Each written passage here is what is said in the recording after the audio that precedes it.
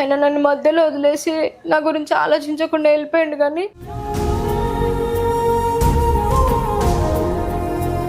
సావుకి ఎందుకు రాలే పక్కన పెడితే, నైట్ మీరు ఉన్నారు, హాస్పిటల్ దగ్గరకు మీరు వెళ్ళారు, ఓకే, ఎమర్జెన్సీ వాళ్ళకి తీసుకెళ్తారు, మీరు అక్కడే ఉన్నారు, వాళ్ళ ఫ్యామిలీ వాళ్ళు వచ్చారు, అంతే ఓకే. బట్ అక్కడ నుంచి బాడీ ఎలా వేరే వాళ్ళ చేయికి వెళ్ళింది, మీరు అక్కడ నుంచి మీరు బ్యాక్ ఎందుకు అయ్యారు?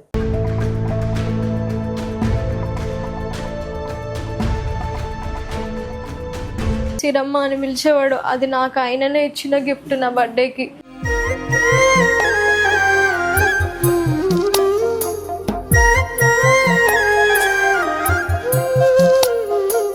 తను చనిపోయే ముందు ఆ వీడియో చూస్తే తను ఎంతో డిప్రెషన్కి వెళ్ళి ఆ చీర పట్టుకొని నన్ను ఇల్లరికమని చెప్పి కూడా కొన్ని మాటలు మాట్లాడడం జరిగింది. అంటే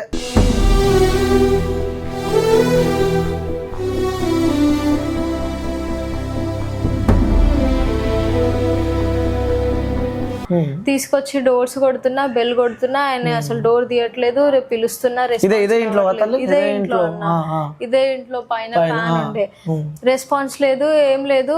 ఏమైందా అని చెప్పేసి, హైట్ సరిపోతలేదు, పైన కిటికీ ఉంది, హైట్ సరిపోవట్లేదు అని పక్కన ఒక బకెట్ ఉంది, ఆ బకెట్ దాంట్లో నుంచి చూసేసరికి ఆయన అప్పటికే అదే చీరతోనే ఆయన హ్యాంగ్ చేసుకుని ఉన్నాడు.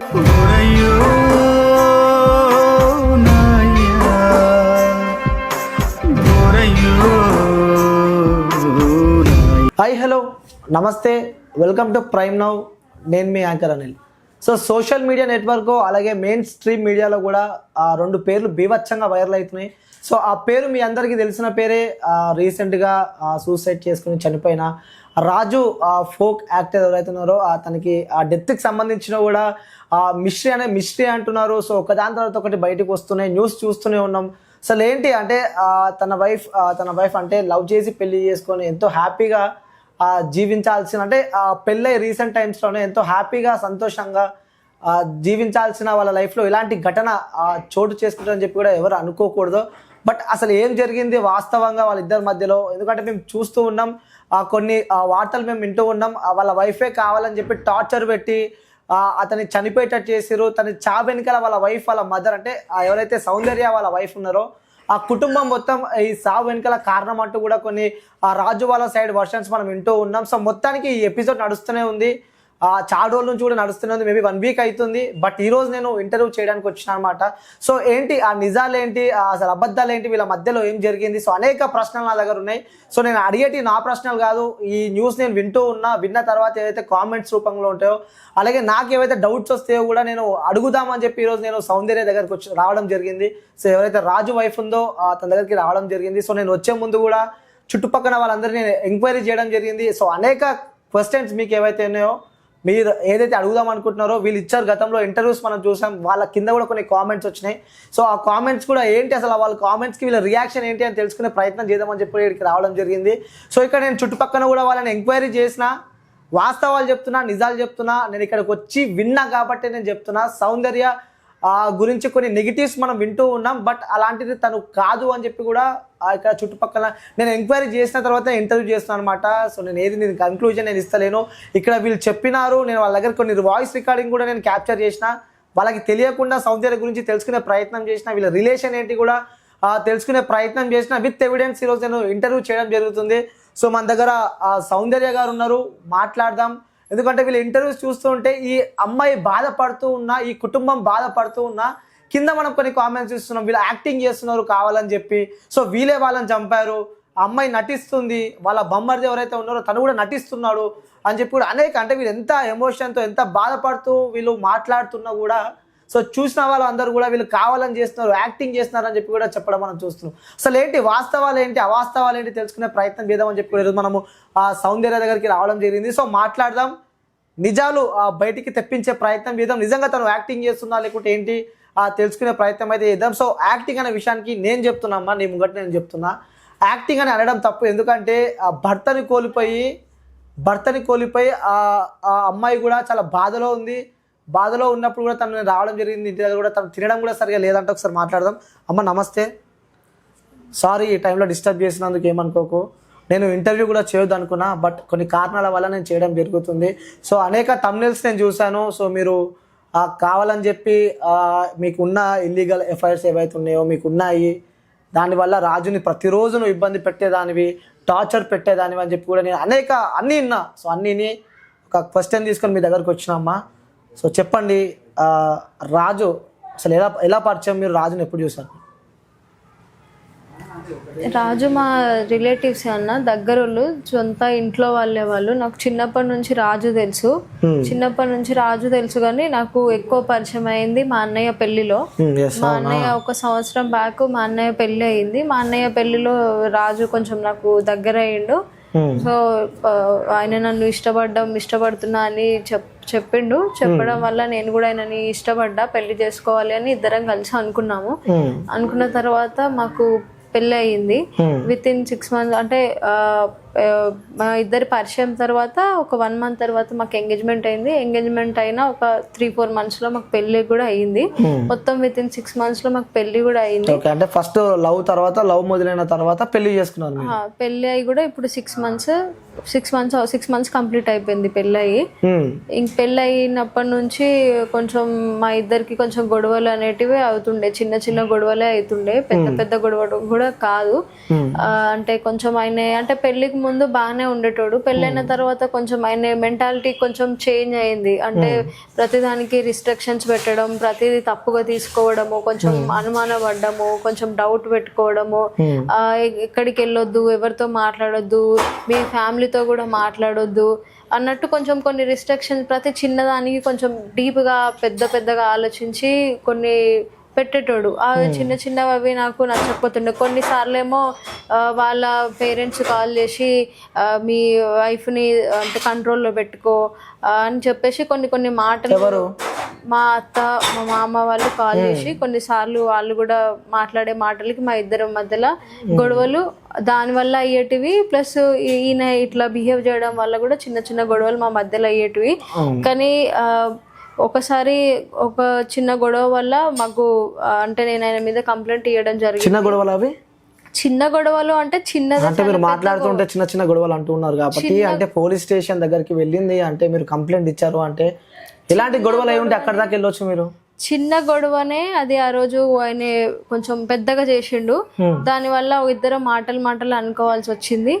తర్వాత ఆయన నన్ను కొట్టడం జరిగింది. కొట్టిన తర్వాత ఇంకా నాకు అప్పుడు అనిపించింది ఈయన నాకు సెట్ కాడు, ఇద్దరి మధ్యలో అండర్స్టాండింగ్ లేదు, అర్థం చేసుకోవట్లేదు, ఇంత అనుమానిస్తున్నాడు, ప్రతిదానికి రిస్ట్రిక్షన్స్ పెడుతున్నాడు, ఒక వైఫ్ లాగా చూడట్లేదు, అంటే ఏదైనా ఆయన చెప్పింది అనింది పడాలి అన్నట్టు చూస్తున్నాడు, ఆయనతో సెట్ అయ్యేటట్టు లేదు, ఇట్లనే ఉంటే ఇంకెన్ని గొడవలు అవుతాయో మా మధ్య, ఏం జరుగుతుందో అనే ఒక భయంతో నేను అంటే వెళ్ళి PS లో పెళ్ళైనా ఒక 3 months కి కంప్లైంట్ ఇచ్చిన. అంటే అంత ముందు ఎప్పటి నుంచి అంటే రాజు మీరు రిలేషన్ లో ఎన్ని మంత్స్ ఉన్నారు, లేకపోతే ఎన్ని ఇయర్స్ ఉన్నారు మీరు? నువ్వు రాజు ముందు? రాజు నాకు పెళ్ళికి 6 months, ఒక రాజు పరిచయం అయినా ఒక 1 month కి ఎంగేజ్మెంట్ అయినా ఒక 3 months తర్వాత పెళ్లి అయింది. ఎంగేజ్మెంట్ అయిందా? ఎంగేజ్మెంట్ అయింది. మరి కాలేజీ చెప్తున్నారు, మరి ఎంగేజ్మెంట్ అంటే పెద్దగా ఫంక్షన్ జరగలేదు. యాక్చువల్ గా వాళ్ళు చూడడానికి బొట్టు పెట్టుకొని వెళ్తాము, మా అమ్మాయి అని తీసుకొని వెళ్తాము, మా అమ్మాయి అనిపించుకొని బొట్టు పెట్టి వెళ్తాము అని చెప్పి వచ్చిర్రు. కానీ వాళ్ళు హడావుడిగా అదే రోజు ఎంగేజ్మెంట్ కూడా చేసేసారు, పూల పండ్లు కూడా. ఎంగేజ్మెంటే చేయలేదు అంటున్నారు. మరి ఎంగేజ్మెంట్ వచ్చి వెళ్ళిపోయాము, బొట్టు పెట్టి మాట్లాడడం వెళ్ళిపోయినాం, కానీ ఎంగేజ్మెంట్ లాగా అంత పెద్దగా మేము ఏం చేయలేదు, అసలు వాళ్ళు ఏం చేయలేదు. అంతకుముందు మీ మీద కూడా కొంచెం ఎలిగేషన్ ఉన్నట్టు, అంటే బిఫోరే మీరు పెళ్లి కాకుండా బిఫోరే మీరు ప్రెగ్నెంట్ అని చెప్పి అంతా వాళ్ళు హడావుడి చేసిర్రు. అప్పటికే మా అన్నయ్య పెళ్ళై 6 months అవుతుంది, మాకు ఫైనాన్షియల్ ప్రాబ్లం కూడా ఉంది, ప్లస్ కొంచెం మాకు టైం కూడా కావాలి, 1 year టైం కూడా కావాలి అని అప్పటికే మా వాళ్ళు నేను కూడా వాళ్ళకి చెప్పినాము. కాకపోతే వాళ్ళు ఇంకా లేట్ చేయొద్దు, తొందరగా అవ్వాలనే ఉద్దేశంలో బొట్టు పెట్టడానికి వచ్చి ఎంగేజ్మెంట్ పూల పనులు ఇచ్చుకొని వెళ్ళిపోయారు వాళ్ళు. అప్పటికి కూడా సరే అని చెప్పేసి అయిపోయింది. ఎంగేజ్మెంట్ అయినప్పటి నుంచే మామూలుగానే కొంచెం నాకు కొంచెం ఆయన అదుపులో పెట్టుకోవడానికి చేయడానికి కొంచెం ట్రై చేసిండు. అప్పటి నుంచి చిన్న చిన్న గొడవలు, పెళ్లికి ముందు కూడా నన్ను ఒకసారి ఒక విషయంలో కొట్టిండు, పెళ్లికి ముందు కూడా కొట్టిండు. ఇంకా ఎంగేజ్మెంట్ అయిన తర్వాత మా వాళ్ళు రింగ్ బట్టలు పెట్టడానికి వెళ్తారు, ఎంగేజ్మెంట్ అయిన తర్వాత వెళ్తారు. అప్పుడు వెళ్ళినప్పుడు కూడా అక్కడ కూడా ఒక గొడవ జరగడం వల్ల మా అన్నని మా తమ్ముడిని కూడా వాళ్ళు అక్కడ కొట్టి కొట్టిండ్రు. అప్పుడు కూడా కొడితే ఆ రోజు రాత్రికి రాత్రే మా వాళ్ళు రిటర్న్ అయిపోయారు. వచ్చిన తర్వాత అప్పుడు కూడా నాకు చెప్పిర్రు, పెళ్లికి ముందే జరిగింది. అప్పుడు కూడా చెప్పిర్రు కొంచెం వాళ్ళు కొంచెం డిఫరెంట్ గా ఉన్నారు, ప్రతిదానికి వాళ్ళు తప్పు తీస్తున్నారు, ఏదైనా మన తప్పులే తీస్తున్నారు, మన కరెక్ట్ కాదు, వాళ్ళు వద్దు అని చెప్పి నాకు చెప్పిర్రు. చెప్పడం వల్ల మా పేరెంట్స్ నాకు చెప్పిర్రు, అంటే నేను వెళ్ళలేదు వాళ్ళకి రింగ్ పెట్టడానికి, మా పేరెంట్స్ వెళ్ళారు. చెప్పినప్పుడు నేను చెప్పిన నేను కూడా చేసుకోను అని చెప్పిన. మా వాళ్ళు అట్లా చెప్పడం వల్ల ఇంకా నేను చేసుకోను అని చెప్పి ఆయనకు చెప్తే ఆయన వాళ్ళ ఫ్యామిలీ వాళ్ళు వచ్చి వాళ్ళ ఫ్యామిలీ అంటే వాళ్ళ అన్నయ్య వచ్చిండు, వాళ్ళ అన్నయ్య ఆయన వచ్చి మేము మిమ్మల్ని కొట్టడం తప్పే, అనుకోకుండా అయిపోయింది, మేము ఇంకోసారి ఇట్లా చెయ్యము, మనం హ్యాపీగా ఉందాము, ఇట్లాంటిది రిపీట్ అవ్వదు అని చెప్పి చెప్పడం వల్ల సరే అని చెప్పి నేను యాక్సెప్ట్ చేశాను. నాకు ఒక చిన్న డౌట్ ఏంటంటే, సో పెళ్లి కాకుండా ముందు నుంచి ఆ కుటుంబం మీ కుటుంబం పరిచయం? మా సొంత మా అమ్మమ్మ ఒకటే కుటుంబం సంబంధించిన వ్యక్తులనే మీరు మ్యారేజ్ చేసుకోవడం జరిగింది. అంటే ముందు తెలియదా మీకు? అంటే బై బర్త్ నుంచే మీరు తను చూసి ఉంటారు, ఆ కుటుంబాన్ని చూసి ఉంటారు, ఆ కుటుంబంతో మీకు పరిచయం ఉండే ఉంటది. అంటే అప్పటిదాకా తెలియదా మీకు? అంటే ఇలాంటి వాళ్ళు అని చెప్పి తెలియదా మీకు? అంటే చిన్నప్పుడు వాళ్ళ పెద్ద కొడుకుకి నన్ను ఇద్దామని చెప్పేసి వాళ్ళు ఆల్రెడీ చిన్నప్పుడే పేరు పెట్టుకున్నారు. అప్పుడు నేను చేసుకోను అని వాళ్ళకి ఆ ఏజ్ లో నేను చేసుకోను అని చెప్పడం వల్ల వాళ్ళు కొంచెం దాన్ని మనసులో అయితే పెట్టుకున్నారు. అంటే పెద్ద కొడుకు అంటే చిన్న ఉన్నప్పుడే మిమ్మల్ని ఆ ఇంటికి ఇచ్చి పెళ్లి చేద్దామని చెప్పి అనుకున్నారు. అంటే మీ కుటుంబం రెండు కుటుంబాలు కలిసి అనుకున్నారు? రెండు కుటుంబాలు అనుకోలేదు, మా వాళ్ళు అనుకోలేదు, నేను కూడా అనుకోలేదు. ఆ అబ్బాయి అనుకున్నాడు, అంటే ఆ అబ్బాయి నన్ను చేసుకోవడానికి రెడీగా ఉన్నాడు. ప్లస్ వాళ్ళ పేరెంట్స్ ఇద్దామని చెప్పి నా సారీ ఫంక్షన్ అప్పుడు వచ్చి కూడా నాకు పట్టిలేసి మా అమ్మాయి అని చెప్పడం వల్ల మా పేరెంట్స్ నన్ను అడిగితే నేను చేసుకోను అని చెప్పిన. ఎందుకంటే అప్పుడు కొంచెం చిన్న ఏజ్ కాబట్టి నేను చేసుకోను అని చెప్పిన. అది వాళ్ళు అప్పటి నుండే మామూలుగా మనసులో పెట్టుకున్నారు. కానీ ఇంకా మా అన్నయ్య పెళ్లిలో ఇక నాకు రాజు కొంచెం దగ్గర పరిచయం అవ్వడం వల్ల నేను ఒకటే ఫ్యామిలీ కదా, సరే చేసుకుందాము, వాళ్ళకి చిన్నప్పటి నుంచి వాళ్ళు పెద్ద అయినా కూడా అనుకున్నారు కదా, ఈ రాజు నన్ను ఇప్పుడు ఇంత ఇష్టపడుతున్నాడు, ఆయనకు నచ్చిన నాకైనా నచ్చిన అని చెప్పి యాక్సెప్ట్ చేసి నేను చేసుకున్నా పెళ్లి. అంటే మీ కుటుంబానికి సంబంధించి ఇంత జరిగింది, అంటే వాళ్ళ అన్నకి ఇద్దామని చెప్పి అనుకున్నారు, కానీ అది నువ్వు వద్దని చెప్పినా మీ ఫ్యామిలీ వద్దని చెప్పింది, అది లైట్ అయిపోయింది. సో దాని తర్వాత కూడా పెళ్లి కాకన్నా ముందే మీ ఎవరైతే మీ బ్రదర్స్ ఉన్నారో అక్కడికి వెళ్ళినాక కూడా లొల్లైంది, పంచాయతీ అయింది, మా బ్రదర్ని కొట్టినారు, మేము పెళ్లి చేసుకోము అని చెప్పి చెప్పినారు. సో ఇవన్నీ చెప్పినాక ఇంత ఎపిసోడ్ వాళ్ళ ఫ్యామిలీ గురించి అంటే తెలుసు, మీరే మాట్లాడుతున్నారు, తెలిసిన తర్వాత కూడా మళ్ళీ చేసుకోవాల్సిన అవసరం ఏమొచ్చింది అని అంటున్నాను. చేసుకోవాల్సిందంటే ప్రతిసారి ఇన్నిసార్లు ఏం జరిగినా సరే వాళ్ళు లేదు ఇంకోసారి రిపీట్ అవ్వదు అని చెప్పి కొంచెం సారీ చెప్పి రిక్వెస్టింగ్ చేయడం జరిగింది. అంటే దీంట్లో మీ ఇంట్లో వాళ్ళు కూడా వస్తాం ఉందా? అంటే మీ ఇంట్లో వాళ్ళు కూడా చేసుకో అమ్మా ఏం కాదు అని చెప్పి చెప్పినారా, లేకపోతే నీ సొంతంగా నీ మనస్ఫూర్తిగా మీరే వెళ్ళారా?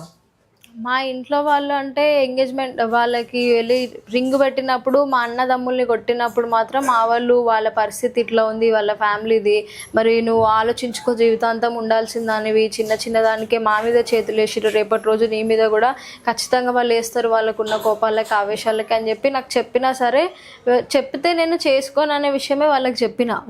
మా వాళ్ళు వచ్చేసిరు, నాకు చెప్పిన తర్వాత వాళ్ళు ఊర్లోనే ఉన్నారు, నేను ఇక్కడున్నా, నేను చేసుకోను అని చెప్పినా చెప్తే రాజు వాళ్ళ అన్నయ్యని తీసుకొని వచ్చి తప్పైపోయింది మాది, సారీ ఇంకోసారి కాంప్రమైజ్, ఇంకా వాళ్ళు సారీ చెప్పగానే నేను కాంప్రమైజ్ అయిపోయి నేను ఒప్పుకున్నాం. ఇంకా పెళ్ళైన తర్వాత కూడా ఇంకా ఆయన అట్లనే చేయడం స్టార్ట్ చేసిండు. అట్లనే ఒక రోజు గొడవ నన్ను చాలా కొట్టిండు, అంటే కర్రలు విరిగిపోయేలా కొట్టిండు, ఇంట్లో ఉన్న సామాన్లన్నీ కొట్టిండు. అది కుటుంబం సంబంధించిన ఇష్యూస్ మీకు నడుస్తూనే ఉన్నాయి. బట్ మన వ్యూవర్స్ కోసం మనస్ఫూర్తిగా నేను అడుగుతా, దానికి మనస్ఫూర్తిగా ఎవరైతే మీరు నమ్ముతారో వాళ్ళ మీద ఒట్టేసి మరి నేను కరెక్టే చెప్తున్నా, ఎలాంటి తప్పు లేదు అని చెప్పి మనస్ఫూర్తిగా, నీకు రాజు అంటే ఇష్టం అని చెప్పి మీరు చెప్తూ ఉన్నారు, మీ రాజు మీద కానీ మీ బ్రదర్స్ మీద కన్నా తల్లిదండ్రుల మీద ఒట్టేసి నేను అన్ని నిజాలే చెప్తాను. ఒకసారి నిజాలే చెప్తాను పక్కా అంటారు. నేను ఎన్నిసార్లు క్వశ్చన్లు వేసినా ఏం వేసినా మీరు కరెక్టే ఆన్సర్ చెప్తా అని చెప్పి చెప్తారు. నిజాలే చెప్తాను. రాజు అంటే మీకు ఎంత ఇష్టం? రాజు అంటే నాకు చాలా ఇష్టం అన్న. ఆయన ఎన్నిసార్లు గొడవ నాతో పడ్డా, కొట్టినా, తిట్టినా ఆయనతోని లైఫ్ ఇంకా నేను అంటే జీవితాంతం ఆయనతో ఉండాలని చెప్పేసి నేను అనుకున్నాను. నేను ఆయన మధ్యలో పోగొట్టుకోవాలని నేను అనుకోలేదు. ఆయన నన్ను మధ్యలో వదిలేసి నా గురించి ఆలోచించకుండా వెళ్ళిపోయాడు. కానీ ఆయన నన్ను ఎంత కొట్టినా తిట్టినా ఇంకా చాలా టైం ఉంది, మారుతాడు, నేను మార్చుకుంటా అనే ఒక ఉద్దేశంలోనే నేను ఉన్నా ఇప్పటిదాకా. అంటే ఏమంటూ ఉండేవాడు మీరు కలిసి ఉన్నప్పుడు, మీరు ప్రేమలో ఉన్నప్పుడు కానీ పెళ్ళైన తర్వాత ముద్దుగా ఏమైనా పిలిచేవాడు మిమ్మల్ని? ఏం పేరు పెట్టి పిలుచుకునేవాడు? పిలిచేవాడు, నన్ను సిరమ్మ అని పిలిచేవాడు. అది నాకు ఆయననే ఇచ్చిన గిఫ్ట్. నా బర్త్డేకి, నా బర్త్డేకి ఇచ్చిన గిఫ్ట్ ఆయన. ఇది సిరమ్మ అని పిలిచేటోడు. ఆయన నేను చింటూ అని పిలిచేదాన్ని. టాటూ కూడా వేయించుకున్నా, ఆయన కూడా వేయించుకున్నాడు. ఇద్దరు టాటూస్ వేసుకున్నారు. అంటే ఏంటంటే పెళ్లి చేసుకొని ఎంతో సంతోషంగా పిల్లలతో జీవించాల్సిన వయసు మీది. కానీ ఏమి కారణం అనుకోవచ్చు అంటే ఒక మనిషి అంత డిప్రెషన్కి వెళ్ళి సూసైడ్ చేసుకునేదాకా వెళ్ళిండు అంటే, వాస్తవంగా చెప్పాలంటే వ్యూవర్స్, ఆ మనిషి సూసైడ్ దాకా వెళ్ళిండు అంటే తినికి తెలిసే ఉండాలి, లేకుంటే ఆ అబ్బాయి చనిపోయిన వ్యక్తి ఎవరైతే రాజు ఉన్నాడో వాళ్ళిద్దరి మధ్యలో ఉండాలి. ఎందుకంటే తిను వాళ్ళతో ఏం మాట్లాడిందో, తను ఈ అమ్మాయితో ఏం మాట్లాడిందో ఎవరికి తెలియదు. వీళ్ళ అన్న వాళ్ళకి కానీ వీళ్ళ మమ్మీకి కానీ ఎవరికి తెలిసి ఉండదు. ఎందుకంటే పెళ్ళైంది కాబట్టి వీళ్ళ మధ్యలో ఏం జరిగింది, అసలు వీళ్ళ మధ్యలో ముందు ఏం నడిచింది అంటే, ఒక అబ్బాయి అదే అబ్బాయిగా చెప్తున్నా, సూసైడ్ చేసుకోవాలంటే 10 రకాలుగా ఆలోచించి, అంటే అంత ప్రెజరు, తను చనిపోవాలని చెప్పి అంత నిర్ణయం తీసుకున్నాడంటే ఏదో జరిగే పక్క ఉంటుందని చెప్పి కూడా అందరూ అనుకున్నారు. దాని ముందు కూడా అమ్మ నిజం చెప్పాలి, దాని ముందు కూడా మీకు కాల్ చేశాడంట 9:30 సంథింగ్ ఆ టైంకి మీతో చివరిగా కాల్ చేసి ఏం మాట్లాడారు మీతో? కాల్ చేసిండన్న. కాల్ చేసి అంటే ఆయన ఇంతగా ఆలోచించుకొని, ఆయన అంటే ఆ టైంకి ఆయన రెడీగా ఉన్నాడు అట్లా చేసుకోవాలని చెప్పి. నాకు ఆ విషయం తెలియదు. నేను ఇంటికి వెళ్ళినా సరే నేను మళ్ళీ తిరిగి వద్దాము అనే ఆలోచనలోనే ఉన్నా నేను. అప్పటికి ఆ లాస్ట్ కాల్లో ఆయన నాకు ఒకసారి ఇంటికి వచ్చేళ్ళు, నాకు పని ఉంది, కొంచెం మాట్లాడాలి, ఇంపార్టెంట్, మాట్లాడిన తర్వాత నువ్వు వెళ్ళిపో అని చెప్పేసి అన్నాడు. అంటే ఎప్పుడు ఏదైనా గొడవైనప్పుడు అట్లాంటి మాటలే మాట్లాడతాడు. కొన్నిసార్లు గొడవైనప్పుడు నేను కిందికి వెళ్ళిపోవడం, పైన వెళ్ళి కూర్చోవడం చేస్తే కాల్ చేసి నన్ను అట్లనే పిలిచేటోడు. నేను ఆ రోజు కూడా నేను అట్లనే అనుకున్నా. నేను అంటే నాకు కనీసం క్లూ కూడా ఇవ్వలేదు ఆయన. ఇది అంటే లాస్ట్ నేను ఇట్లా చేసుకుంటున్నా, నేను నీకు కనిపించను అంటే మీకు కనిపించలేదు అంటే ప్రేమించినావు కాబట్టి ఆయన మాట్లాడుతుంటే ఆ ఎమోషన్, ఆ బాధ నీకు కనిపించలేదు. ఎందుకంటే ఆ వీడియో చూస్తూ ఉంటే క్లారిటీగా అర్థమైపోతుంది తను ఎంత ఎమోషనల్కి తను వెళ్ళిపోయాడు. తను పట్టుకున్న శారీ కానీ తను మాట్లాడుతుంటే తను చాలా డీప్గా వెళ్ళిపోయాడు ఎమోషన్కి. తను తెలియని ఏదో మైకంలో తను వెళ్ళిపోయాడని చెప్పి మనకు అనిపిస్తుంది. అంటే మీకు ఆ మాత్రం మీరు గ్రహించలేకపోయారా? ఎన్నోసార్లు గొడవ అయిందన్న. ఎప్పుడు కూడా ఆయన అంటే అట్లాంటి సిచ్యువేషన్ అయితే ఎప్పుడు రాలేదు. ఎందుకంటే ఎన్నిసార్లు గొడవ అయినా సరే ప్రతిసారి నేను ఆయనతో పాటే ఉండేదాన్ని. ఇంట్లో గొడవ అయ్యి నన్ను కొట్టినా ఏం చేసినా నేను ఇంట్లోనే ఉండేదాన్ని. అంటే ఎప్పటిలాగానే ఈయన మాట్లాడుతున్నాడు అనే విధంగా నేను అనుకున్నా. కానీ అంటే నాకు ఆయన మీద నాకు ఎప్పుడు అనిపించలేదు. ఆయన ఇంత పెద్ద పని చేస్తాడు, ఎన్ని గొడవలైనా మళ్ళీ నాతో కలిసి ఉంటాడు, నాతో లైఫ్ షేర్ చేసుకుంటాడు అని చెప్పేసి నేను అనుకున్నా. కానీ ఆ సిచ్యువేషన్లో నన్ను అట్లా చేస్తాడని చెప్పేసి నేను అనుకోలేదు ఆయనని. నాకు అసలు ఆ థాట్ కూడా, అసలు ఆయన అంత పెద్ద డెసిషన్ తీసుకుంటాడు, అంత పెద్ద డెసిషన్ తీసుకునే గొడవ కూడా కాదన్న అది. అసలు ఆ సిచ్యువేషన్ ఆ గొడవ కూడా కాదు. ఆయన అంత ఎమోషనల్, అంత డిప్రెస్ అయిపోయిండు, అంత ఆలోచించుకున్నాడు అనే విషయం నాకు ఆ థాట్ కూడా రాలేదు. నాకు ఆయన మీద అంత నమ్మకం ఉండే ఆయన అట్లా చేసుకోవడం అని నేను అనుకున్నా. కానీ అంటే ఆయన డ్రింక్ చేసి ఉన్నాడు అప్పటికి. జనరల్ గా తాగకపోయి ఉన్నా ఆయన మేబీ అంత ఆలోచించేటోడు కాదేమో. అంటే రాజు మామూలుగానే చిన్నదాన్ని చాలా పెద్దగా తీసుకుంటాడు. కానీ అక్కడ ఏమైందంటే నేను లేని టైంలో డ్రింక్ చేసిండు కాబట్టి ఆయన ఇంకా కొంచెం డీప్ గా రాజు తాగి ఉన్నాడు. మరి తాగలేదు అసలు మా అబ్బాయి తాగలేని చెప్పి వాళ్ళ తల్లిదండ్రుల వర్షం తాగి ఉన్నాడు అన్న. మీకు CCTV ఫుటేజ్ కూడా ఉంది ఆయన లోపలికి తెచ్చుకోవడము. ఇక్కడ లోపల మా దగ్గర కొన్ని వీడియోస్ కూడా, ఫొటోస్ కూడా ఒకసారి అది పంపించండి, పక్కన ప్లే చేస్తా. అంటే మీకు కాల్ చేసినప్పుడు అదే టైంకి మీరు వస్తే మాత్రం రాజు బతుకుండేవాడా కాదా? నిజం చెప్పండి. ఖచ్చితంగా నేను వస్తే బతుకుండేవాడు అన్న. నాకు కనీసం ఒక క్లూ లాగా కూడా ఆయన ఇవ్వలేదు. మామూలుగానే కాల్ చేసిండు, ఎప్పుడు కాల్ చేసేలాగానే చేసిండు. కనీసం నాకు అట్లా చెప్పినా నేను ఖచ్చితంగా నేను వచ్చేదాన్ని. గొడవ అయ్యింది కదా, ఎందుకు నేను ఇప్పుడు ఆయన కళ్ళ ముందు ఒకరికొకరం తిట్టుకుని మళ్ళీ గొడవ పెద్దగా అవుతుందని నాకు ఉద్దేశంలో నేను 1 గంట 2 గంటలు ఆగాల్సి వచ్చింది. లేదంటే అసలు నేను ఆగకపోతుండే, ఆయన అంత పెద్ద పని చేసుకుంటున్నా అంటే అసలు నేను బయటికి కూడా వెళ్ళకపోతే. అందరికీ అదే డౌట్. ఫోన్ చేసిన 3 గంటల తర్వాత వెళ్ళాల్సిన అవసరం ఏమొచ్చింది అంటే, ఒక మొగుడు తను నేను ఫోన్ చేసి మరి ఎంత ఎమోషనల్ అంత డీప్గా ఉన్నాక కూడా ఆమె ఎందుకు వెళ్ళలేదు? ఒకవేళ వెళ్తే రాజు బతికుండేవాడే కదా అన్న క్వశ్చన్ అయితే అందరికి మొదలైంత లేదు.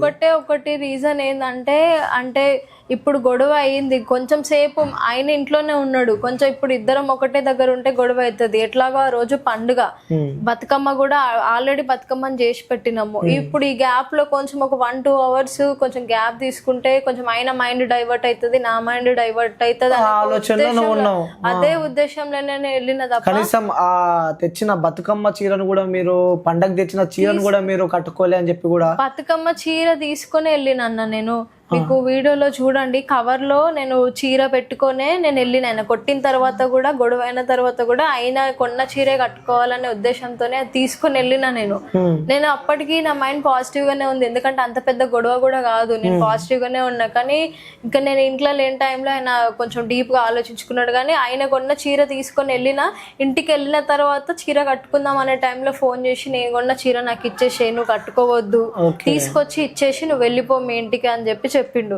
అట్లా చెప్పడం వల్ల నేను మళ్ళీ ఎందుకు నచ్చకుండా చీర కట్టుకుంటే గొడవ అని చెప్పి నేను చీరను మళ్ళీ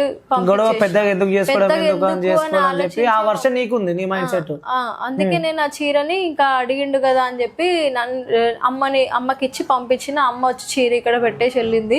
ఇంకా నేను బతుకమ్మని తీయడానికి, నీళ్ళల్లో వేయడానికి అని చెప్పేసి నేను వెళ్ళిన తర్వాత ఆయన నాకు కాల్ చేసి ఒకసారి రా అని అంటే, నేను ఇక్కడ దగ్గరలో లేను, బతుకమ్మని తీయడానికి చెరువు దగ్గరికి వచ్చిన, నేను వస్తా అని కూడా చెప్పిన. ఆయనకు మెసేజ్ కూడా పెట్టిన, నేను బతుకమ్మ ఆడి వస్తా నేను అయిపోయాక అని చెప్పి కూడా పెట్టిన. నా ఫోన్ లో లాస్ట్ మెసేజ్ కూడా ఉంది. నేను పెట్టిన తర్వాత కూడా ఆయనే కనీసం అది కూడా ఆలోచించకుండా ఆయన అట్లా చేసుకున్నాడు అన్న. నేను వచ్చేలోపు, నేను వచ్చిన 11:30 కంటే నేను 10 o'clockకే వచ్చి నేను ఇంకా అమ్మ వాళ్ళు ఏమన్నారంటే, ఎందుకు గొడవ అయింది, కొంతసేపు అయిన తర్వాత వెళ్ళు అని చెప్పేసి అనడం వల్ల నేను అవును, మళ్ళీ ఇద్దరికి ఒక మాట, ఇద్దరమే ఉంటాం, ఒకరి మాట ఒకరు ఎక్కువ అయిపోయి గొడవలు అవుతాయి అని చెప్పి నేను కొంచెం సేపు ఆగి నేను ఫోన్ కూడా చేసిన. 11:30కి అట్లా కాల్స్ చేస్తే కాల్స్ లిఫ్ట్ చేస్తలేడు.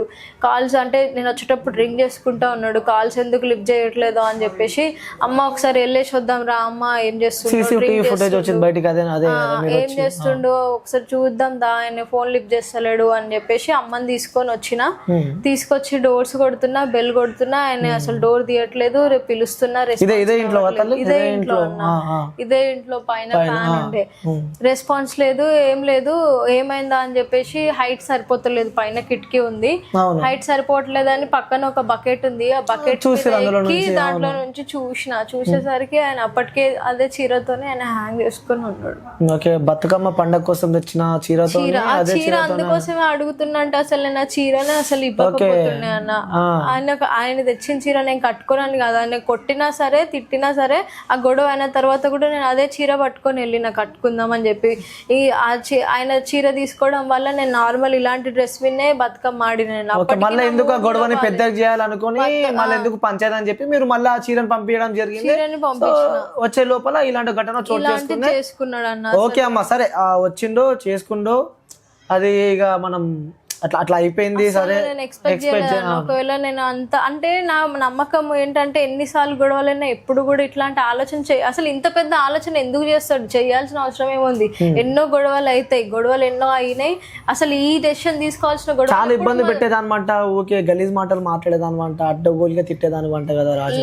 ఎక్కడికి వెళ్ళినా, ఎక్కడికి వెళ్తున్నావు అమ్మాయిలతో సాంగులు చేయొద్దు, హక్ సీన్స్ ఉండొద్దు, ఆ సీన్లు ఉండదు, ఈ సీన్లు ఉండదు అని చెప్పి కూడా ఎప్పుడు ఇబ్బంది పెడుతూనే ఉంటున్నాయి అంట. మరి అట్లాంటివి నేను ఎప్పుడు మాట్లాడలేదు. ఆయన షూటింగ్ కి సంబంధించి నేను చాలా మోటివేట్ చేసేదాన్ని ఆయనని. కానీ ఆయనకి మ్యారేజ్ అయిన తర్వాత ఆయనకి ఛాన్సెస్ ఏం రాలేదు. కానీ నేను ఎప్పుడు ఆయనని అట్లా మాట్లాడలేదు, ఇది చేయొద్దు అది చేయొద్దు అని మాట్లాడలేదు. ఎప్పుడైతే మాకు గొడవలు అవుతాయో ఆయన బూతులు తిట్టేవాడు, ఆ బూతులు తీసుకోలేక ఆ మాటలకి మాత్రమే నేను సమాధానం ఇచ్చేదాన్ని తప్ప మిగతా ఆయనతో నాకు ఇంకా ఏది లేదు.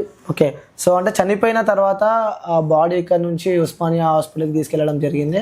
నేను అప్పుడు ఇంకా డోర్స్ కొడితే తీయట్లేదు అని చెప్పేసి చూసిన తర్వాత ఇంకా నాకు ఆయన అట్లా కనిపించేసరికి ఇంకా టెన్షన్ లో కింద వాళ్ళందరికి పిలిచిన, అన్న వాళ్ళకి కాల్ చేసిన, కిందికి పరిగెత్తుకుంటూ వెళ్ళిన, ఏడ్చుకుంటూ పిలవడం వల్ల అందరూ వచ్చి డోర్ పగలగొట్టి ఆయనకి అంటే అది వీడియో చూసిన తర్వాత ఈ టైంలో ఆయన చేసుకున్నాడు అని తెలిసింది. అంటే అప్పటికి వీడియో ఇదంతా అనుకోకుండా జరిగింది కాబట్టి మేము అంటే బతికే ఉన్నాడు అనుకున్నాం. జస్ట్ ఇప్పుడు అయ్యిందేమో, 10 minutes అయిందో, హాఫ్ అన్ అవర్ అయిందో. అంటే వాళ్ళు అంబులెన్స్ కాల్ చేసినామన్నా, అంటే బతికే ఉన్నాడేమో అని ప్రెస్ చేస్తున్నాం. కొన్నిసార్లు హాస్పిటల్లో పెట్టి నొక్కడం అట్లాంటివి చేస్తారు కదా. సో అట్లా చేస్తే బతుకుతాడేమో, బతికించుకోవచ్చు అనే ఆలోచనలో మేము తొందరగా ఆయన తీసి కింద వేసి అంబులెన్స్ వచ్చేలోపు ఆయనకు చేతులు నడవలేము అట్లాంటివన్నీ ట్రై చేసినాము. అంబులెన్స్ లో తీసుకొని వెళ్ళినాం. వాళ్ళు హాస్పిటల్కి వెళ్ళి ఎమర్జెన్సీ వార్డులో జాయిన్ చేసినాక ఒక 10 minutes అయినాక వాళ్ళు చెక్ చేయాల్సినవి చెక్ చేసి ఇంకా లేడు అని చెప్పేసి. ఓకే, సో అంటే సంఘటన జరగకూడదు, బట్ అది ఏం జరిగిందేమో తెలీదు అది అంటూ ఉన్నారు. బట్ అక్కడికి వెళ్ళిన తర్వాత రాజు ఇక లేడు, చనిపోయాడు అని చెప్పిన తర్వాత కూడా ఆ బాడీతో పాటే మీరు వెళ్ళారు ఇక్కడ నుంచి అక్కడికి అంబులెన్స్? అక్కడే కూర్చున్నాను, నా బాడీని తీసుకొని వాళ్ళు దాంట్లో పెడతారు కదా, అంబులెన్స్ లో పెట్టి ఇక్కడ నుంచి ఉస్మానియాకి తీసుకెళ్లాడు. అక్కడ దాకా మీరు ఉన్నారు హాస్పిటల్లో. ఆయన ఎమర్జెన్సీ వార్డ్ లో వేసినప్పుడు కూడా నేను ఆయనతోనే ఉన్నా. నేను ఇక కొంచెం ఏడవడం వల్ల ఆయనని లోపలికి తీసుకొని వెళ్ళిపోయారు. ఆ డే మొత్తం హాస్పిటల్లో నేను అక్కడే ఉన్నాను ఆయనతో. సరే, ఓకే, మీరు అక్కడికి వెళ్ళారు, ఆ బాడీ అక్కడికి ఉస్మానియా హాస్పిటల్ తీసుకెళ్లారు, తనతో పాటు మీరు కూడా ఉన్నారు. అక్కడి నుంచి బాడీ ఎలా వేరే వాళ్ళ చేతికి వెళ్ళిందంటే, రాజు కుటుంబ సభ్యులకు ఎలా వెళ్ళిందంటే, మీరు అక్కడే ఉన్నారు, అక్కడే చూస్తున్నారు. ఇక్కడ నుంచి మీరు అక్కడికి వెళ్ళారు, మీ కుటుంబ సభ్యులు కూడా ఉన్నారంట అక్కడ. మరి అక్కడ నుంచి బాడీ ఎలా చేయి జారింది మీ దగ్గర నుంచి? అంటే రాజు మీకు రైట్స్ ఉన్నాయి కదా, సో మీ భర్త చనిపోయాడు అక్కడ, మీకు రైట్స్ ఉన్నాయి, మరి మీరు ఎందుకు కనిపించలేదు? అంటే అందరికీ ఒక క్వశ్చన్ మార్క్ ఏంటంటే, సావుకి ఎందుకు రాలేదు పక్కన పెడితే, నైట్ మీరు ఉన్నారు, హాస్పిటల్ దగ్గరకు మీరు వెళ్ళారు, ఓకే, ఎమర్జెన్సీ వాళ్ళకి తీసుకెళ్తారు, మీరు అక్కడే ఉన్నారు, వాళ్ళ ఫ్యామిలీ వాళ్ళు వచ్చారు, అంతే ఓకే. బట్ అక్కడ నుంచి బాడీ ఎలా వేరే వాళ్ళ చేయికి వెళ్ళింది? మీరు అక్కడ నుంచి మీరు బ్యాక్ ఎందుకు అయ్యారు? బాడీ నైట్ మొత్తం 12కి అట్లా తీసుకెళ్ళినాం. 12:30కి మేము హాస్పిటల్ తీసుకెళ్ళినాము. ఒక 10-15 minutes అయినాక వాళ్ళు ఇంకా ఆయన లేడు అని చెప్పిర్రు. మార్చురీలో పెట్టిర్రు, ఆయనని లోపలికి తీసుకెళ్లి పెట్టిర్రు. నాకు అక్కడ అలో లేదు, నేను హాస్పిటల్ ముందే కూర్చొని ఉన్నా నైట్ అంతా. తెల్లవారి 7 o'clockకి, మార్నింగ్ 7 o'clockకి వాళ్ళ పేరెంట్స్ వచ్చిర్రు. వచ్చిన తర్వాత ఇంకా వాళ్ళు PS కి వచ్చిర్రు. కొంతమంది అక్కడ ఉన్నారు, కొంతమంది PS దగ్గర ఉన్నారు, కొంతమంది ఏమో వాళ్ళ అన్న వాళ్ళు వచ్చి ఇక్కడ టీవీ అది అన్ని సామాన్లన్నీ తీసుకొని వెళ్ళిపోయారు. అక్కడ హాస్పిటల్లో శవం ఉండగానే ఇంకా మార్నింగ్ పోస్ట్ మార్టం అయ్యింది. హాస్పిటల్లో శవం ఉండగానే రాజు కుటుంబ సభ్యులు మీ ఇంటికి వచ్చి ఇవి తీసుకొని ఎవిడెన్స్ ఉందా మీ దగ్గర? కుటుంబ సభ్యులు వచ్చి వీడియో ప్రూఫ్ ఉంది, వాళ్ళు వచ్చి తాళం వాళ్ళ కొట్టేసి CCTV ఫుటేజ్ ఉంది. ఓకే, అంటే అక్కడ వాళ్ళ అబ్బాయి వాళ్ళ కుటుంబ సభ్యులు చనిపోయిన తర్వాత కూడా ఇక్కడ ఇంటికి వచ్చి తీసుకుపోయినారు. వాళ్ళు ఇంటికి వచ్చి వాళ్ళు తాళం వల్ల కొట్టేసి టీవీ, ఆయన కొన్న టీవీ, ఆ టైంలో నిజంగా అది ఇట్స్ నాట్ కరెక్ట్. అది అక్కడ మంచి చనిపోయి హాస్పిటల్ ఉంటే ఇంటికి వచ్చి తాళం పగలగొట్టి, ఇదైతే నాకైతే కరెక్ట్ అనిపిస్తలేదు. మేబీ ఇది కాంట్రవర్సీ కానీ ఇది ఏమన్నా కానీ, ఇక్కడికి వచ్చి మరి ఆ రాజు ఎవరైతే ఉన్నారో అక్కడ హాస్పిటల్లో తను పెట్టుకొని ఇక్కడికి వచ్చి అక్కడ బలగొట్టి ఆ లోపలికి వచ్చి టీవీ, ఇంకా బైక్, CC ఫుటేజ్ కూడా ఇస్తున్నారు కాబట్టి, బైక్, గోల్డ్ ఉండే, కొన్ని డబ్బులు ఉండే, అవన్నీ తీసుకొని వాళ్ళు వెళ్ళిపోయారు. ఒక వెహికల్ లో వేసుకొని వెళ్ళిపోయారు. ఇంకో అప్పటికి రాజు చనిపోయి హాస్పిటల్లో ఉన్నాడు, పోస్ట్ మార్టం అవుతుంది అయినది. అప్పుడు వాళ్ళు ఆ గ్యాప్ లో ఇక్కడికి వచ్చి చేసుకున్నారు. ఇంకా పోస్ట్ మార్టం అయిపోయింది, ఆయనని అంబులెన్స్ లో ఎక్కించే అక్కడే ఉన్నా నేను, హాస్పిటల్లోనే ఉన్నాను. ఇది మీరు తప్పకుండా క్లారిటీ ఇవ్వాల్సిన విషయం. ఇది నేను ఇప్పటిదాకా అడిగిన క్వశ్చన్. అంటే డెడ్ బాడీ ఇక్కడ నుంచి మీరు తీసుకెళ్లారు, ఉస్మానియా దగ్గర తీసుకెళ్లారు, అక్కడ దాకా మీరే ఉన్నారు, ఇక్కడ ఎమర్జెన్సీ వార్డులోకి వెళ్ళినప్పుడు కూడా మీరే పక్కన ఉన్నారు అని చెప్పి కూడా మీరే చెప్తున్నారు. కాబట్టి బాడీ అక్కడ నుంచి ఎలా వాళ్ళ దగ్గరికి వెళ్ళిపోయింది? అప్పుడు మీరు ఏమనలేదా? ఎందుకంటే మీరు ప్రేమించి పెళ్లి చేసుకొని మీరు 6 నెలల వరకు మీరు కలిసి ఉన్నారు కాబట్టి యూ హ్యావ్ రైట్, మీకు రైట్ ఉంటుంది. కానీ అక్కడ బాడీ ఎలా చేంజ్ అయింది, వాళ్ళ దగ్గరికి ఎలా వెళ్ళిన విషయం మీకు తెలియదా? అంటే అక్కడ హాస్పిటల్ వాళ్ళు ఆయన చనిపోయిన తర్వాత మార్చురీలో పెట్టిన తర్వాత ఇంకా మార్నింగ్ వచ్చిర్రు వాళ్ళు. నేను నైట్ అంతా బయటనే కూర్చొని ఏడుస్తున్నా నేను. ఇంకా మార్నింగ్ 7 o'clockకి వాళ్ళు వచ్చిర్రు. వచ్చిన తర్వాత ఇక వాళ్ళు కొంచెం సేపు ఏడ్చిర్రు. వాళ్ళ దగ్గరికి నేను వెళ్ళి కూడా ఏడ్చిన నేను. ఇంకా వాళ్ళు పట్టించుకోలేదు నన్ను, నేనైతే వాళ్ళ దగ్గరికి వెళ్ళి కూడా ఏడ్చిన. ఇంకా కొంచెం సేపు అయిన తర్వాత ఇంకా పోస్ట్ మార్టం అయిపోయింది. అంబులెన్స్ లో ఆయనను ఎక్కించారు. అంబులెన్స్ చుట్టే నేను ఉన్నా, ఆయన లోపల వేసేదాకా ఉన్నా నేను. అంబులెన్స్ వెనకాలే కొంచెం సేపు పరిగెత్తుకుంటూ కూడా వెళ్ళినా నేను హాస్పిటల్ నుంచి. ఇంకా వాళ్ళు అంబులెన్స్ లో తీసుకొని వెళ్ళిపోయారు. మీరేం చేశారు అంటున్నా, ఎందుకంటే మీకు రైట్ ఉంది, మీ భర్త చనిపోయాడు, కళ్ళ ముంగట అంబులెన్స్ లో వెళ్తున్నాడు, అక్కడ అక్కడికి మీరు చూడాలి, మీరు కొట్లాడాలి, మీరు వెళ్ళాలి. నేను అప్పటిదాకా అక్కడే ఉన్నా అన్న, కానీ ఇంకా వెళ్ళాము అని అనుకుంటే వాళ్ళు ఏంటంటే వాళ్ళ ఫ్యామిలీ వాళ్ళు కొంతమంది వాళ్ళు కొంచెం భయపట్టించి బెదిరించారు అనమాట. అంటే బెదిరిస్తే భయపడతారా? ఎందుకంటే మీ భర్త చనిపోయి ఉన్నాడు అంటే అక్కడ భర్తను వాళ్ళు భయపడి మీరు మీ భర్తని చివరి చూపు అంటే ఎవరికి ఇలాంటిది కూడా రాకూడదు. ఎందుకంటే కలిసి గడిపిన భర్త చనిపోతే కూడా అక్కడికి మీరు వెళ్ళి చూడలేని అంతగా వాళ్ళు భయపెట్టారంటే మీరు ఎవరి దగ్గర వెళ్ళలేదా, లేకుంటే అసలు ఆ క్లారిటీ కావాలి. నేను అక్కడే ఉన్నా, మీరు కావాలంటే కొన్ని వీడియోస్ లో కూడా చూడండి. నేను లాస్ట్ మూమెంట్ దాకా నేను ఆయనతోనే ఉన్నా. నేను కాకపోతే ఇంకా వచ్చే టైంలో వాళ్ళ పేరెంట్స్, వాళ్ళ రిలేటివ్స్ వాళ్ళందరూ అంటే మీతో మాకేం సంబంధం లేదు అని చెప్పేసి మీరు వస్తే ఎట్లా అయితే మా కొడుకు చనిపోయిండో అట్లనే మిమ్మల్ని కూడా చంపేస్తే వాళ్ళు కొడుకుని కోల్పోయిన బాధలో కొడుకుని కోల్పోయిన బాధలో వాళ్ళు ఉన్నారేమో, కానీ మీకు రైట్ ఉంది కదా, మీరు మీ భర్తగా మీకు రైట్ ఉంది కదా. సో మీరు వెళ్ళాలి, అక్కడ నా భర్తను నేను చూడాలని చెప్పి మీరు కొట్లాడాలి కదా. మీరు కూడా కొట్లాడడానికి ఏం లేదు, వెళ్ళాం. వాళ్ళు అట్లా వార్నింగ్లు ఇచ్చినా సరే నేను వెళ్దాం అనుకున్నాను. కాకపోతే ఇక్కడ నుంచి లాంగ్ జర్నీ కాబట్టి ఖచ్చితంగా మార్నింగ్ చేస్తారు అనుకున్నా నేను. ఇంకా నైట్ కొంచెం నేను ఇంటికి వచ్చిన తర్వాత కొంచెం నేను స్పృహలో లేను. సో నేను లేచేసరికి మిడ్ నైట్ అట్లా అయింది. మిడ్ నైట్ సరికి అప్పటికి ఎర్లీ మార్నింగ్ 4కి స్టార్ట్ అవుదాం అనుకున్నా నేను. ఈ లోపలే వీడియోస్ రావడం, స్టేటస్లు రావడం అయినది. అంటే దాన కర్మ ఆ రోజు నైట్ జరిగిందని చెప్పి కూడా మనం చూసాం. ఆ రోజు నైటే అంత్యక్రియలు జరిగినాయి. అంటే మీరు నెక్స్ట్ డే జరుగుతుందని చెప్పి మీరు వెళ్ళిన వాళ్ళు వార్నింగ్ ఇచ్చిర్రు, అంటే రావద్దు చెయ్యొద్దు అని చెప్పి వార్నింగ్ ఇచ్చినా సరే నేను వెళ్దామనే అనుకున్నా. వెళ్దాం అనుకునే లోపే అక్కడ కార్యక్రమం అంతా అయిపోయిందని తెలిసింది. అంటే మీరు కళలోనైనా ఎక్స్పెక్ట్ చేశారా మీ పక్కనున్న వ్యక్తి ఎంచక్క హ్యాపీగా గడపాల్సిన లైఫ్ మీది ఇంత సడన్ గా ఇలా అయిపోయిద్ది, ఇట్లా జరిగిపోయింది అంటే చివరి చూపు కూడా నేను చూడలేక ఈ జన్మ ఎందుకు నాకు అని చెప్పి ఆ సందర్భాలలో బాధపడ్డ సందర్భాలు అనిపించింది అన్న. నేను అసలు ఇట్లా చేసుకుంటాడని కూడా నేను అనుకోలేదు.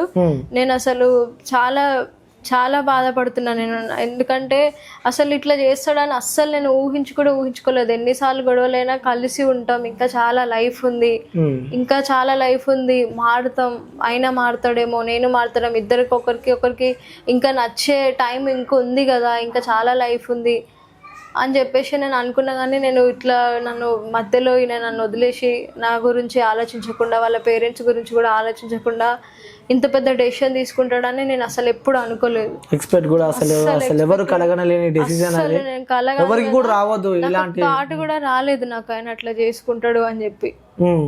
సో అంటే ఈ ఘటన జరిగిన తర్వాత సరే మీరు వెళ్ళలేరు, మీరు భయపడ్డారు, నన్ను ఏం చేస్తారు అని చెప్పి కూడా మీరు అనడం జరుగుతుంది కాబట్టి, సో ఇప్పుడు ఆ 11 days ప్రోగ్రామ్ ఏదైతే చేస్తారో ఆ ప్రోగ్రామ్ కి మీరు అటెండ్ అవుతున్నారా? నేను చనిపోయిన రోజు అందలేకపోయినా 3 daysకి వెళ్ళామని చెప్పి కూడా నేను అనుకున్నా. పిట్టకి పెడతారు కదా, దానికి వెళ్ళామని అనుకున్నా. కానీ అప్పటికి వాళ్ళ అన్న కొంచెం ఆయన వార్నింగ్లు మెసేజ్లు పెట్టిండు. అంత ఈజీగా నిన్ను వదిలేయము, చంపేస్తాము, నువ్వు ఊహించుకోకు, నిన్ను వదిలేస్తాము అని చెప్పి అని కొంచెం వార్నింగ్ మెసేజ్లు పెట్టిండు. అంటే వీళ్ళు వాళ్ళు వెళ్దామని ఉంది కానీ భయపడిస్తే మీరు భయపడుతున్నారు ఏం జరుగుతుందేమో అని చెప్పి, అంతే కదా. వెళ్ళేదాన్ని నేను 3 daysకి కూడా వెళ్ళేదాన్ని, కానీ ఆ మెసేజ్లు చూసి ఇంకా ఆగిపోవాల్సి వచ్చింది. ఇప్పుడు దినాలకు కూడా వెళ్దాం అనుకున్నాం కానీ మా అమ్మ వాళ్ళు ఫోన్ చేసి రావద్దు, వస్తే ఇక్కడ చంపేద్దాం అని చూస్తే. అంటే నీకు రైట్స్ ఉన్నాయి కదా అమ్మ, నీకు రైట్స్ ఉన్నాయి. నీ భర్త దినాలకు నువ్వు లేకుంటే ఎట్లా? అంటే ఇప్పుడు మీకు ధైర్యం నింపడం కోసం నేను నాతో పాటు చాలా మన ఛానల్స్ కూడా చాలా ఉన్నాయి. ఒకవేళ మేము అందరం వస్తే మీరు వెళ్తారా అక్కడికి? అన్న వాళ్ళు ఎట్లా అంటే ఆమెతో సంబంధం లేదు, ఏమన్నా పాప ఉన్నారా, బాబు ఉన్నారా, మాకు అసలు ఆమెతో సంబంధం ఏంది, అసలు అవసరమే లేదు అని వాళ్ళు సంబంధం లైట్ తీసుకుంటారా? లైట్ తీసుకుంటారు. సంబంధం లేదు అసలు, ఒక పాపనా బాబునా వాళ్ళున్నా వాళ్ళతో సంబంధం, ఆమెతో సంబంధం ఎందుకు అని చెప్పేసి అసలు అవసరం లేదు, వచ్చినా మేము చంపేస్తామని అట్లాంటి మాటలే వాళ్ళు మాట్లాడుతున్నారు అన్న. అందుకోసమే అంటే మీరు ఎంత బాధపడింటే అక్కడ వెళ్ళకున్నా కూడా మీ ఇంట్లో కూడా కొన్ని మీరు చేశారని చెప్పి వెళ్ళకపోయినా సరే మేము ఇక్కడ చేయాల్సినవి చేసినాం. మేము 3 daysది 5 daysది కూడా చేసినాం. ఇప్పుడు రేపు నేను వెళ్ళకపోయినా సరే ఆయనకి రేపు జరగాల్సిన కార్యక్రమాలన్నీ నేను ఇక్కడ చేసుకుందామని కూడా అనుకున్నా. ఓకే, సో చివరిగా అమ్మా చూసే వ్యూవర్స్కి, ఎందుకంటే ఒక నిందితురాలుగా మీరు కనిపిస్తూ ఉన్నారు జనాలకి, పెట్టే కామెంట్లు కూడా మీరు ఏదో ఇష్టం లేనట్టు, ఏదో యాటిట్యూడ్తో, అసలు బాధనే లేనట్టు అని చెప్పి అనుకుంటూ ఉన్నారు. వాళ్ళకి ఏం చెప్పాలనుకుంటున్నారు? చివరిగా చూసే వ్యూవర్స్కి మీరు సమాధానం ఏం చెప్పాలనుకుంటున్నారు వాళ్ళు? అంటే మీరు మాట్లాడుతూ ఉంటే నాకు మీ ఫ్రేమ్స్ అన్నీ నేను చూశాను తల్లి. ఇక్కడ ఈ యొక్క ఫ్రేమ్ నాకు కనిపిస్తుంది. అంటే మీరు గడిపిన మెమోరీస్ ఇవన్నీ మీకు కనిపిస్తున్నాయి. అంటే మీరు ఒక సుమారు ఒక 40 నుంచి 50 ఫోటోలు ఇక్కడ కనిపిస్తున్నాయి. అంటే మీరు ఎక్కడికి వెళ్ళినా ఒక మెమొరీగా దిగిన ఫోటో ఫ్రేమ్గా చేసి ఎవరు ఇచ్చారు, ఈ ఫోటో ఎవరు ఇచ్చారు అంటే ఈ ఫోటో చూస్తే ఏం గుర్తొస్తుంటుంది తల్లి నీకు? ఎందుకంటే ఒక మెమొరీ మొత్తం మీకు ఇందులోనే కనిపిస్తుంది. ఈ ఫోటో చూస్తే నాకు అన్ని ఆయనతో ఉన్న హ్యాపీ మెమరీసే గుర్తుకొస్తాయి. అసలు నేను ఆయన మిస్ అవుతాను అనుకోలేదు. ఆయన ఇంత పెద్ద పని చేస్తాడని కూడా నేను అస్సలు ఊహించలేదు. ఆయన అనుకోకుండా చేసుకున్నాడు. ఆయన ఏం ఆలోచించి చేసుకున్నాడో, ఎట్లా ఆలోచించి చేసుకున్నాడో తెలియదు. ఆయన కనీసం ఇప్పుడే కొత్తగా పెళ్లి చేసుకున్నాం, 6 monthsే మన జర్నీ, ఇంకా చాలా టైం ఉంది, ఇంకా చాలా ఉన్నాయి మనకి అని చెప్పి కూడా ఒక్క నిమిషం కూడా ఆయన ఆలోచించలేదు. ఎంత హ్యాపీగా ఉన్నాం, మా హ్యాపీ మూమెంట్స్ కూడా ఆయన ఎప్పుడు ఆలోచించకుండా ఆయన ఏదైతే గొడవ అయిందో ఆ గొడవని మనసులో పెట్టుకొని ఆయన తప్పు పని చేసిండు. కనీసం వాళ్ళ పేరెంట్స్ గురించి ఆలోచించలేదు, నా గురించి ఆలోచించలేదు. ఇప్పుడు ఆయన చనిపోవడం వల్ల ఇప్పుడు జనాలు అందరూ నేనే చేసిన, నా వల్లనే అని అనుకుంటున్నారు. తప్పు ఏంటి, అసలు ఏం జరిగిందని కూడా తెలియకుండా సమాజం ఇష్టం వచ్చినట్టు మాట్లాడుతున్నారు. ఎవరైనా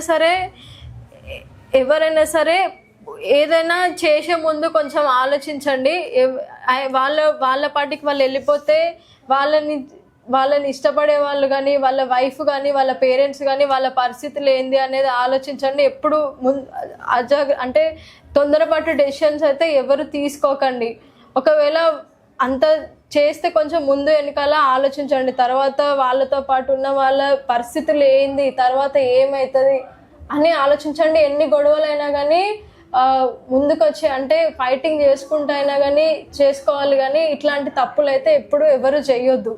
అని తెలియకుండా కూడా ఎవరు అసలు ఏం జరిగింది అనేది తెలియకుండా ఎవరు కూడా ఇష్టం వచ్చినట్టు మాట్లాడొద్దు, కామెంట్లు పెట్టొద్దు, అనొద్దు కూడా. ఫస్ట్ ఏం జరిగింది, వాళ్ళ ఇంట్లో ఏం ప్రాబ్లం ఉంది, వాళ్ళ మధ్యలో ఏం జరిగింది, అసలు వాళ్ళు ఎట్లుండేటోళ్ళు, అసలు ఏం జరిగింది అని తెలుసుకొని ఎవరైనా మాట్లాడండి దయచేసి. సో వ్యూవర్స్, నేను ఏం క్లారిటీ ఇద్దాం అనుకుంటున్నానంటే, సో ఎవరైతే మా మీడియా మిత్రులకే నేను చెప్తున్నా, నా ఫ్రెండ్స్కే నేను చెప్తున్నా ఏంటంటే, ఇంటర్వ్యూ చేసేటప్పుడు కొంచెం ఆలోచించండి. ఎందుకంటే మనకి కుటుంబాలు ఉన్నాయి, మనకి లైఫ్ ఉంది కాబట్టి. సో మీరు చేయండి, వీడియో చేయొద్దు అని చెప్పి నేను చెప్తలేను. నేను ఎన్నో ఇంటర్వ్యూస్ చేశాను కాబట్టి చేయొద్దు అని చెప్పి నేను చెప్తలేను. బట్ వాస్తవాలు ఏం జరిగినాయి, అవాస్తవాలు ఏంటి తెలుసుకున్న తర్వాతనే ఇంటర్వ్యూ చేయండి. మీరు ఒక కంక్లూజన్ వీడియోస్ చేయండి. మోస్ట్లీ నేను కొన్ని ఛానల్స్ నేను చూస్తూ ఉన్నా, వాళ్ళకి ఆ కంక్లూజన్ లేకుండానే వాళ్ళు డైరెక్ట్ వాళ్ళు ఏదో పైనుంచి దిగొచ్చినట్టు, అన్నీ మాకే తెలుసు అన్నట్టు కూడా కొంతమంది దానికి క్లారిటీ మొత్తం చూసినట్టు, నిజంగానే జరిగినట్టు వాళ్ళు కంక్లూజన్ ఇచ్చేస్తున్నారు. నేను ఈ అమ్మాయికి ఏం సపోర్ట్ చేస్తలేను, జస్ట్ నేను చెప్తున్నా. ఇక్కడ నేను జస్ట్ ఎంక్వైరీ కోసం తెలుసుకుందాం అని చెప్పి నేను వచ్చినా, ఇక్కడ చుట్టుపక్కల నేను మాట్లాడినా కానీ. సో కొన్ని ఛానల్స్ నిజంగా చెప్తున్నా, థంబ్నెయిల్స్ కూడా ఒక ఆడపిల్లని అడ్డగోలుగా పెడుతున్నారు. థంబ్నెయిల్స్ కూడా పెట్టే వాళ్ళు కొంచెం ఆలోచించండి. మనకి కుటుంబ సభ్యులు ఉన్నారు, మనకి అక్కలు చెల్లెళ్ళు మనకి అందరు ఉన్నారు కాబట్టి పెట్టే ముందు ఒకసారి ఆలోచించండి. సో మళ్ళీ రూడ్గా పెడుతున్నారు కొన్ని, అంటే వ్యూవర్షిప్ కోసం కూడా ఆ థంబ్నెయిల్స్ వాళ్ళు రూడ్గా పెడుతున్నారు. ఒకసారి ఆలోచించండి, వీళ్ళ మధ్యలో ఏం జరిగిందో వీళ్ళ కుటుంబానికి వాళ్ళ కుటుంబానికి తెలియవచ్చు అని చెప్పి నేనైతే అనుకోను. అసలు ఏం జరిగిందో తినికి తెలియాలి. ఎవరైతే సౌందర్య రాజు మధ్యలో ఏం జరిగిందో బతుకున్న సౌందర్యకే తెలియాలి, చనిపోయిన రాజుకి తెలియాలి. కాబట్టి ఒక వీడియో వల్ల ఒక అమ్మాయిని అయితే మనం జడ్జ్ చేయొద్దు. సో ఆ వీడియోలో కూడా తను చెప్పాడు, నేను సౌందర్య వల్ల నేను చనిపోతున్నాను, తన క్యారెక్టర్ బ్యాడ్ అని చెప్పి కూడా తను చెప్పలేదు.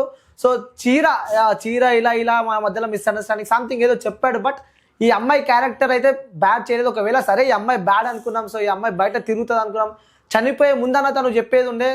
ఆ వీడియో చూస్తే మనకు క్లారిటీగా అర్థమైపోతుంటుంది. సో దీని క్యారెక్టర్ విషయానికి సంబంధించి కూడా ఆ వీడియోలో రాజు ఎలాంటి మాటలు మాట్లాడలేదు, తను ఎలాంటి నెగిటివ్ కూడా తను బ్లేమ్ చేయలే. కొన్ని కొట్లాటలు జరగడం జరిగింది. సో తను మనస్తాపానికి గురైందో సంథింగ్, అది ఏం జరిగిందో ఆ రాజుకే తెలియాలి. బట్ మా మీడియా మిత్రులకు నేను చెప్పేది ఒకటే, వ్యూవర్షిప్ కోసం మాత్రం ఒక లైఫ్ని స్పాయిల్ చేయకండి, ఒక లైఫ్ని బ్లేమ్ చేయకండి. సో ఈరోజు కూడా నేను అసలు యాక్చువల్లీ ఈ ఇష్యూకి సంబంధించి కొన్ని ఛానల్స్ ఏవైతే టేకప్ చేస్తున్నాయో, సో ఈ ఇష్యూ కూడా నేను ఎంటర్ అవుదాం అనుకోలే. బట్ అయినా ఎందుకు అంటే, రేపు పొద్దున మా మీడియా మిత్రుల కుటుంబంలో కూడా ఇలాంటి ఒక సంఘటన జరిగితే ఇలానే వస్తే వాళ్ళకి తెలుస్తుందేమో, అలా అలా తెలియకుండా ఉండాలి అని చెప్పి నేను ఈరోజు ఎంటర్ కావడం జరిగింది. సో తనతో మాట్లాడడం జరిగింది. సో తను ఎవరో నాకు చుట్టాలు కాదు, నాకు సంబంధించిన అమ్మాయి కూడా కాదు, కేవలం వాస్తవాలు ఏందో తెలుసుకునే ప్రయత్నం చేద్దామని చెప్పి ఈరోజు నేను సౌందర్యని ఇంటర్వ్యూ చేయడం జరిగింది. సో దయచేసి చెప్తున్నా, ఎవరైతే ఇలా సూసైడ్కి ఇలాంటి సంబంధించి వాళ్ళు ట్రై చేస్తారో దయచేసి వాళ్ళు ఒకసారి ఆలోచించండి. ఎంతో కష్టపడి, అంటే ఎంతో వాళ్ళకి ఉన్నా లేకపోయినా కన్నా తల్లిదండ్రులు మాత్రం వాళ్ళని పెంచి పెద్ద చేసి, నా కొడుకు పెద్దగా అయితే నాకు అన్నీ వస్తాయి, నన్ను చూసుకుంటాడేమో అని ఎంతో ఆశతో కన్న తల్లిదండ్రులు అయితే పెంచుతారు. బట్ ఇలాంటి సడన్ డిసిజన్ తీసుకొని ఆ కుటుంబంని బాధ పెట్టకండి. ఇప్పుడు ఆ కుటుంబం బాధపడుతుంది, ఈ కుటుంబం బాధపడుతుంది. సో ఈ అమ్మాయి లైఫ్ కూడా స్పాయిల్ అని చెప్పుకోవచ్చు. అక్కడ అబ్బాయి అసలు లేకుండా పోయిన కుటుంబానికి కూడా తీరని లోటు అని చెప్పుకోవచ్చు, ఈ అమ్మాయికి కూడా తీరని లోటు అని చెప్పుకోవచ్చు. సో మీరు ఎవరన్నా అమ్మాయి గురించి మాట్లాడాలి అని అనుకుంటే మాత్రం వాళ్ళ డిసిజన్ తీసుకోండి, క్లారిటీగా వినండి. ఒకవేళ అమ్మాయి తప్పు చేస్తే నిజంగానే అమ్మాయి ఆ తప్పు చేసిందనే చెప్పండి. ఎందుకంటే నేను ఇంటర్వ్యూ చేసిన కాబట్టి నాకు అనిపించిన ఒపీనియన్, నాకు అనిపించిన డెసిషన్ నేను చెప్పిన. బట్ ఎవరి లైఫ్తో ఎవరు ఆడుకోవద్దు, కేవలం మన వ్యూవర్షిప్ కోసం వాళ్ళ జీవితాలు మాత్రం నాశనం చేయొద్దు. సో ఇది ఇంటర్వ్యూ కూడా నేను చేయొద్దు అనుకున్నా, బట్ కొన్ని సందర్భాల వల్ల చేయడం జరుగుతుంది. సో దయచేసి అందరూ అర్థం చేసుకుంటారని చెప్పి నేను అనుకుంటున్నా. మరి ముఖ్యంగా కొన్ని ఛానల్స్కి నేను చెప్పేది ఏంటంటే, బయట ఎన్నో జరుగుతున్నాయి. లైక్ అంటే ఈ బీద కుటుంబాలు కానీ తినడానికి తిండి లేక చాలామంది వాళ్ళ లైఫ్ స్టైల్ బాగాలేక రోడ్ల మీద తిరుగుతూ ఉన్నారు.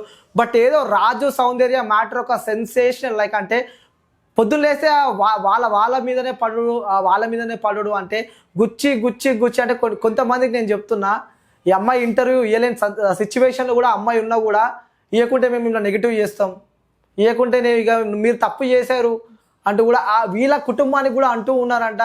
దయచేసి అర్థం చేసుకొని కేవలం మీ వ్యూవర్షిప్కి వీళ్ళ జీవితాలు అయితే స్పాయిల్ చేయకండి. నేను కూడా చెప్తున్నా, రేపు పొద్దున నేను వీడియో చేసినా, నాకు ఇష్టం వచ్చిన థంబ్నెయిల్స్ చేసినా నన్ను కామెంట్ చేయండి, నన్ను ట్రోల్ చేయండి, ఏమైనా చేయండి అని చెప్తున్నా. So thank you so much. ఇంకా ముందు కూడా నేను వస్తూనే ఉంటా. కొన్ని సందర్భాల వల్ల నేను వీడియోస్ ఆపేసిన, ఇప్పటి నుంచి కంటిన్యూ చేస్తా. Thank you so much. నేను మీ యాంకర్ అని.